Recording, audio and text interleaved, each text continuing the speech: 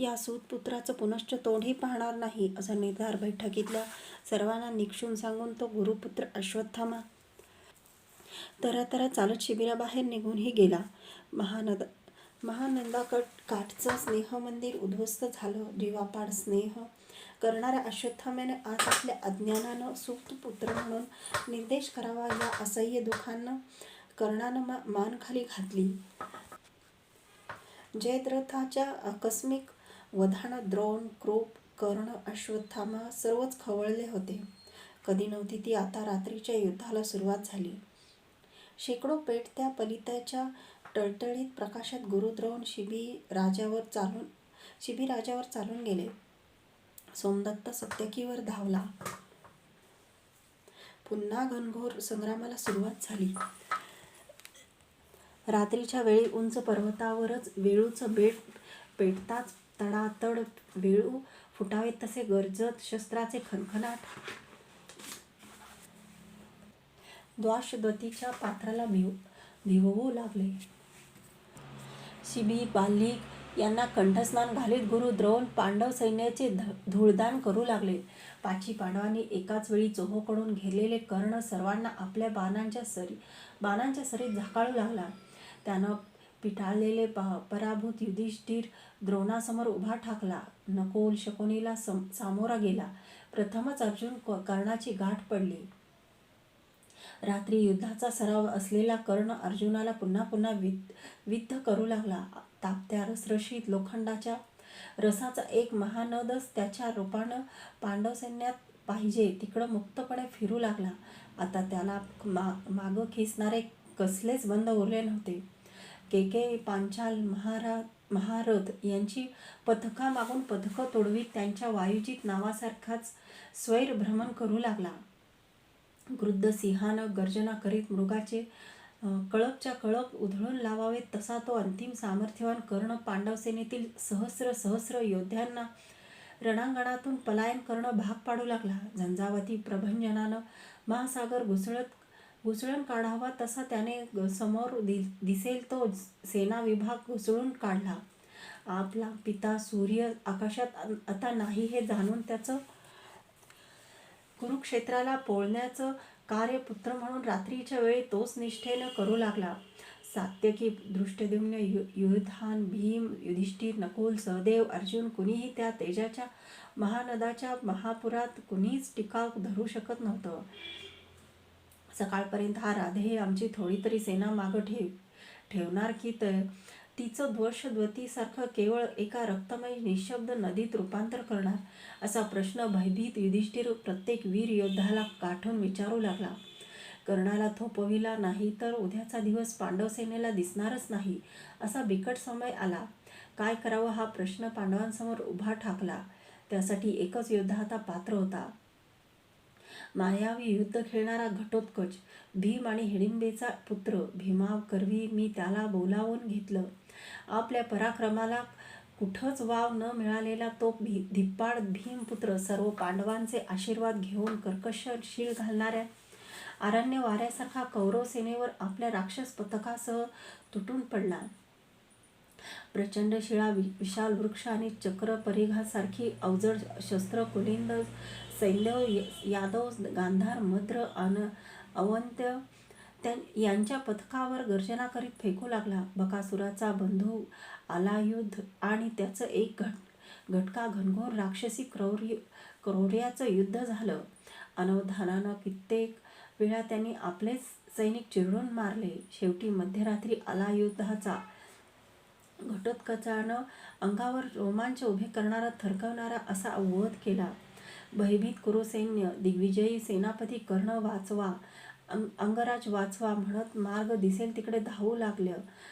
त्याला प्रत्येक मार्गावर थोपवून कर्ण घटोत्कचाला तोंड देण्यासाठी निर्धाराने पुढं सरसावला. भरतीच्या खवळलेल्या सागरासारखे ते एकमेकावर कोसळले. सर्व सैनिक अवाक होऊन त्या सूर्यपुत्राचा आणि भीमपुत्राचा मृत्यूला थरकवणारा महासंग्राम स्वतः युद्ध विसरून प्रेक्षकांसारखे पाहतच राहिले. क्षणात आकाशात तर क्षणात धर्तीवर अशी कर्णाला मायावी हूल देत घटोत्कच मेघासारखा मेघासारखा गुरगुरत प्रचंड पाषाण उखडलेले वृक्ष, अवजड गदा, रथाची भव्य चक्र आणि मृत हत्तीचे प्रेत यांचा त्यांच्यावर दोन घटका अविरत नुसता वर्षाव करीत होता. पण गैरिक पर्वतावरून धृत धातुस्रावासारखे पाझरणारे असंख्य व्रण अंगावर हसत झेलत पलाश वृक्षासारखा तुसभरही न हालता कर्ण त्याच्यावर अनेक दिव्यास्त्र फेकत होता. पुन्हा पुन्हा सूर्यस्तोत्र म्हणत गोल गरगर फिरत बाणांचे प्रपात अखंड वर्षावत होता. हजारो कुरु सैनिक घटोत्कचाच्या दृढमूड करणाऱ्या मायावी युद्धात गतप्राण होत होते. प्राणांती किंकाळत होते. खवळलेल्या कर्णाने घटोत्कचाच्या रथावरील सारथी विरूपाक्ष ह्याला एकाच मर्मभेदी बाणाने खाली कोसळविला. चिंताक्रांत दुर्योधनानं मध्येच कर्णाच्या रथाजवळ येऊन त्याला हात उंचावून सूचना केली. कर्ण, इंद्राने दिलेली वैजयंती शक्ती या घटोत्कच राक्षसावर सोड, नाहीतर उद्याचा दिवस कुरुसैन्याला दिसणारच नाही. अंगराज, वैजयंती सोड. नाही दुर्योधन, मुळीच नाही. वैजयंती अर्जुनसाठीच जतन केली आहे. तेवढा एकच फासा जीवनभरच्या द्यूतातून आता माझी लज्जा राखण्यासाठी माझ्या हाती आहे.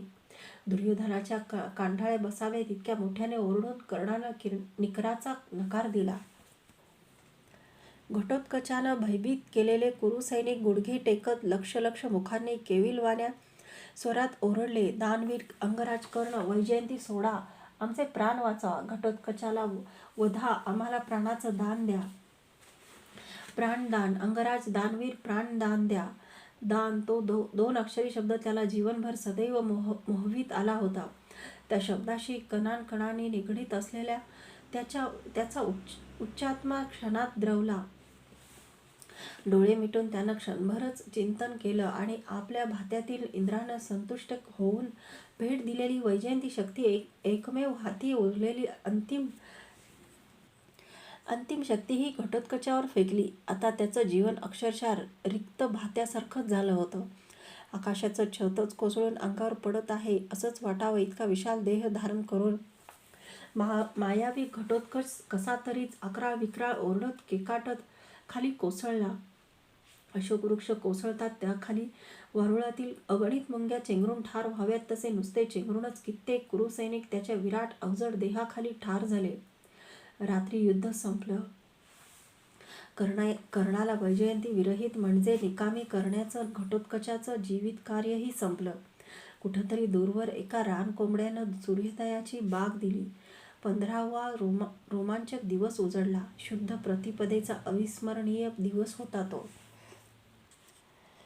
पद्माकर सैन्यरचना करून गुरुद्रोण अग्रभागी उभे ठाकले. रात्रीच्या अविश्रांत युद्धामुळंसुद्धा थोडेही न थकलेले दोन्ही सैन्यांचे योद्धे पुन्हा एकमेकांसमोर उभे राहिले. इगुंदी संपलेल्या जागच्या पलित्यामधून नुसताच कडवट धूर बाहेर पडत होता. अर्जुनाचं नायकत्व लाभलेली पांडव सेना कुरूंना भिडली. कुरुक्षेत्रावरच्या सेना जसजशा क्षीण होत होत्या तसतशा सरस्वती आणि द्वशद्विती मात्र वीरांच्या उष्ण रक्ताचे पाठ घेऊन फुगत होत्या. सगळ्या युद्धभूमीवर रक्त, मांस आणि धूळ यांचा कर्दम साचला होता. दक्षिणेकडची बाजू उतरती असल्यामुळं दररोज तो हळूहळू सरकत दक्षिणेकडे साचत चालला होता. धडधडणाऱ्या चिंतांची प्रतिबिंब द्वशद्वतीच्या रिक्तमय पात्रात भेसूर दिसत होती. युद्धभूमीवर ना पांडवांचं राज्य होतं ना कुरूंचं.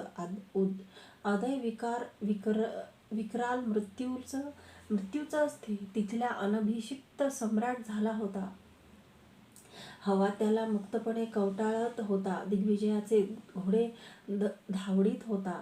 अन्य सर्वांचे दिग्विजय नगण्य म्हणून त्यानं निकालात काढले होते. 2 प्रहरपर्यंत गुरुद्रोण निकराने लढले. पण एकाकी कोणीतरी अश्वत्थामा पडला अशी मायावी आरोळी ठोकली. वास्तविक अश्वत्थामा नावाचा एक हत्ती मालव प्रांताच्या इंद्रवर्मा या राजाचा होता. तो ठार झाला होता.